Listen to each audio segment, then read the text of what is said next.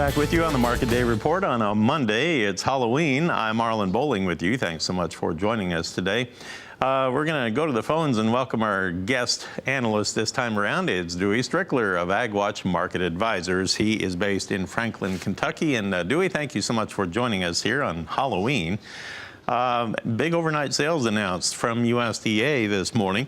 Overnight export sales. Let's take a look at what those numbers were, and then we'll see if the trade is reacting to it. We had 3 different batches that were sold. One is 100,973 tons of corn sold to, of all places, Barbados for the current marketing year. 264,000 tons of soybeans sold to China, and 111,000 tons of grain sorghum, aka Milo, to unknown destinations for this year.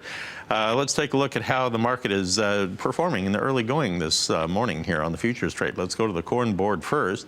And in Chicago, we have December just fractionally lower, down 3/4 at 354 1/4 per bushel.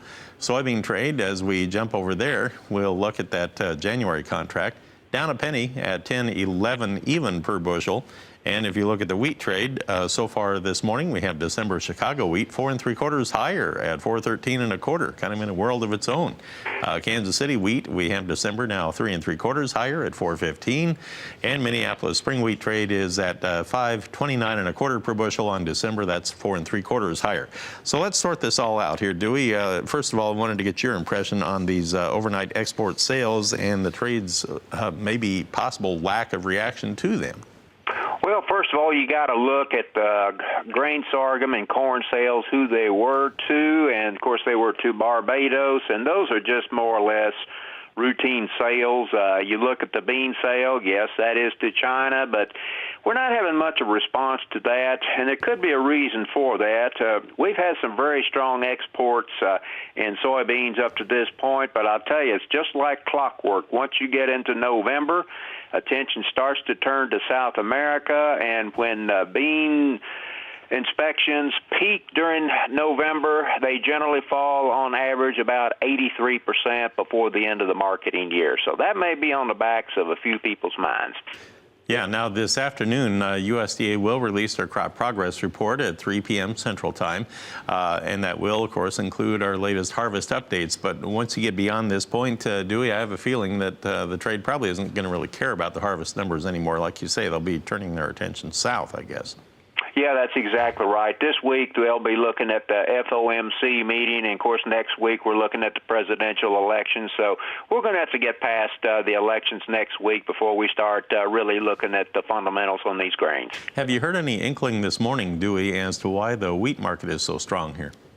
I really can't give you a clue. I can tell you that we did see last week the funds increase their short position in wheat by 125 million bushels to 700 million. Of course, there typically is frequently a lot of spread in between wheat and beans, and also corn and soybeans. You may be looking at some of that. Wheat, actually, when you look at it on a chart, it's really not going anywhere, and it's probably not going to go anywhere here anytime soon.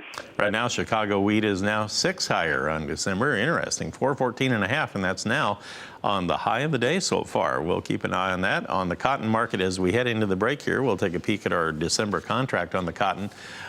So far, we have that trading at 70.54 cents per pound, and that is now down 28 points. We had been hovering up around that 71 cent level in the March, just slightly below it right now. We're going to pause for a break. We'll be back talking with Dewey Strickler about that wild activity we saw in the livestock trade to wrap up the week right after this.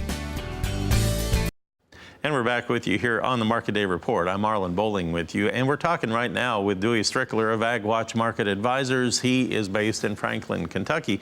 And Dewey, right before the break, I was talking about the tremendous volatility or the active trade that we saw in the cash cattle market as we wrapped up last week.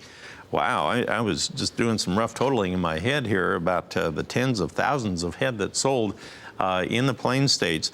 And let's take a look at our livestock summary that we have based on the sales prices reported there on Friday from USDA. It looks like on a live basis, the market was bringing 103 to 105 per hundredweight on a live basis. The dress basis sales got as high as 164 here on Friday. That was seen in Nebraska and also in Iowa at the upper end of the trading range there, got as low as 161. So a very strong performance turned in there. What do you expect to see out of this cattle market this week? Because the futures trade actually turned around and headed south right before the close on Friday, so that kind of tarnished, I guess, that otherwise good performance last week. Yeah, that's right. When you look at Friday, we had a little bit of a reversal in the December cattle.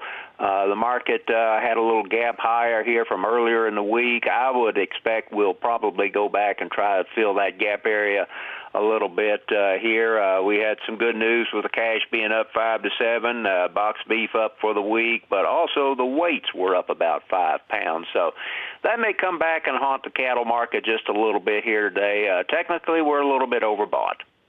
You think we are? Okay. Now, that gap would have been between, if I recall right, last Friday and last Monday, I believe, on the cattle chart. There used to be an old saying, Dewey, they would fill gaps in 3 days, 3 weeks, or 3 months. Well, we're past 3 days now. What do you think of that? Well, when you look at the top side of the gap, it comes in on the D's contracts of cattle at 100.37. So I think, if we're going to fill it, it'll probably do it here just within the next couple of days. You do? All right. So let's take a look at our current futures trade and see how we're starting out today. Remember, we finished on the weak side as we closed up on Friday. Right now, and again, I'll remind you, the October contract on live cattle will disappear after today. This is it's swan song here. We're going to be gone. December will take over tomorrow. October down 40 cents right now. The December contract is now absolutely unchanged at 104.35. We have February at 104.92 per hundredweight. That is also unchanged on the day. April down just a nickel at 104.20, so not much movement there at all right now. It's been on both sides of unchanged here in the early going. Let's move on to the feeder cattle trade and get you caught up here.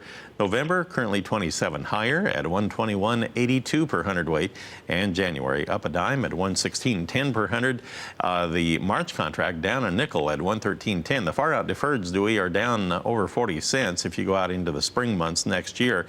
So it looks like maybe a little bit of a semblance of some bull spreading going on here in the feeders. Yeah, it looks like what we got starting a week, a little bit of a bull spreading done. So, that's really about it. We don't have really a lot to go on here till we probably, get toward the close of the day and see how things stack up as far as, the retail end of the business going into the week. Did you have an explanation as to why the feeder cattle were so much weaker on Friday on the close than what the live cattle market was? The only explanation I can give you, Marlon, is that you do not have the liquidity in the feeder cattle as you do in the live cattle. Now, for that matter, you don't have a great deal of liquidity in the fat cattle any longer, but there's less in the feeders. Let's take a look at our lean hog trade here in the early going today, and on the futures board, we'll focus on that nearby December contract, up just a dime right now at 46.90. February 12 higher at 54.12 per hundredweight. All the deferreds just slightly weaker, but December actually cleared 47 bucks here in the early going this morning, even though we're just slightly below it right now. Real quickly here, Dewey, what do you think on the lean hog trade? Are they going to take a breather? Well, it looks like the market's got still a little more left in it. I would say we could probably move up into about the 48-cent area. You don't really have any strong resistance till you get up just a little bit above 49. Interesting. All right, Dewey, thanks for all the analysis on the markets. Good to visit with you again. I hope you have a great trading week. And again, happy Halloween. Hope you have a great holiday out there. Dewey Strickler, he's with AgWatch Market Advisors in Franklin, Kentucky. Always a great resource to get things rolling on a Monday. So all right. That's the latest on the livestock trade. Well, thank you very much, Marlon.